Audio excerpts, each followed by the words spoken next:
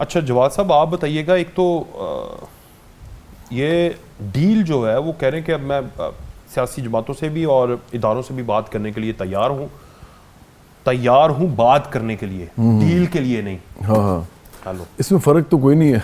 आप डील अवाम को में इस तरह की बातें करते हैं ना, आपके अवामी मफाद में मुल्क की बेहतरी के लिए बात करने के लिए तैयार। बात तो वही है ना। अभी आपको याद होगा जब ये अभी जेल नहीं गए थे तो उस वक्त भी कह रहे थे कि अब तो मैं तमाम पार्टी से भी बात करने को तैयार हूँ, जबकि इनके तो 4 साल हुकूमत में इन्होंने कह दिया हुआ था कि मैं चोरों डाकुओं के साथ नहीं बैठूंगा। तो आप बाद में भी नहीं बैठे, फिर आप बैठ ही नहीं सकते उनके साथ कभी।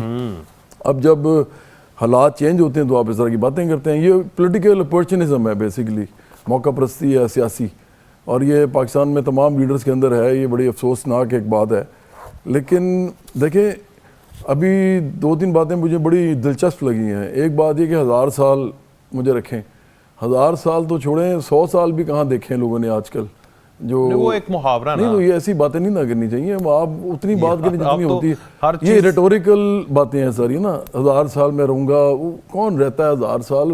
यहाँ पे 4 साल रह ले तो बड़ी बात है जेल के अंदर।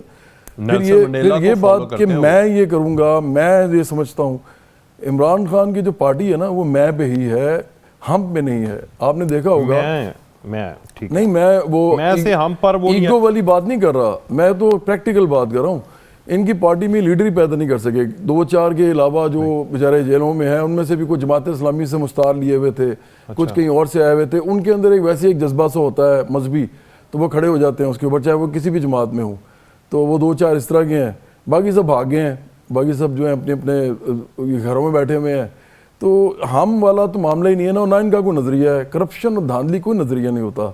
नज़रिया होता है लेफ्ट और राइट का, नज़रिया होता है कैपिटलिज्म सोशलिज्म का, नज़रिया होता है state capitalism versus state own capitalism का। ह्यूमैनिटेरियनिज्म भी एक नजरिया है। ह्यूमैनिटेरियनिज्म एक सोशल नजरिया है। इमरान खान लेकर चल रहे थे, कोई नजरिया नहीं है ये। तो ऐसे नजरिया जो होता है ना वो हमेशा इकोनॉमिक बुनियादें होती हैं उसकी, जो जिसको हम सियासी नजरिया कहते हैं।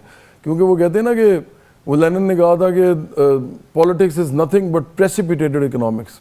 इकोनॉमी के ऊपर ही आप सियासत का एक आप ये समझें एक ओवरव्यू लेते हैं या अम्ब्रेला लेते हैं। ये अम्ब्रेला होती है बेसिकली, ये उसको एनकम्पस करती है। ये सुपर स्ट्रक्चर होता है जो इकोनॉमिक स्ट्रक्चर के ऊपर बनता है उसको गवर्न करने के लिए। लेकिन बेसिकली जो आपकी मुल्क में जो सिस्टम चल रहा होता है वो इकोनॉमिक सिस्टम होता है। फिर जब आप उस सिस्टम को इम्प्लीमेंट करते हैं, जैसे अगर फ्यूडल सिस्टम है या कोई किंगडम है, अच्छा, या स्टेट कैपिटलिज्म में, तो फिर क्या होता है कि उस सिस्टम के वजह से कबायली सरदारों का भी सिस्टम है, तो उस सिस्टम की वजह से फिर एक सोशल सिस्टम भी पैदा होता है। फिर हम इसको कहते हैं एक सोशो इकोनॉमिक सिस्टम। लेकिन बेसिकली जो इसकी बुनियादें हैं वो तो इकोनॉमिक सिस्टम के अंदर है। मैं एक बात जरूर यहाँ करना चाहूँगा ताकि कोई ना इस तरह की बात भी की जाए, मुल्क इसके अंदर शख्सियात की पॉलिटिक्स से अलहदा होकर नज़रियाती बात की जाए। लेकिन जो स्टेट कैपिटलिज्म है ना पाकिस्तान के अंदर, उसकी कोई बुनियाद तो मिलती है नहीं जब से पाकिस्तान बना है। पाकिस्तान के अंदर एक पहले कीनशियन इकोनॉमिक चलती रही जो कि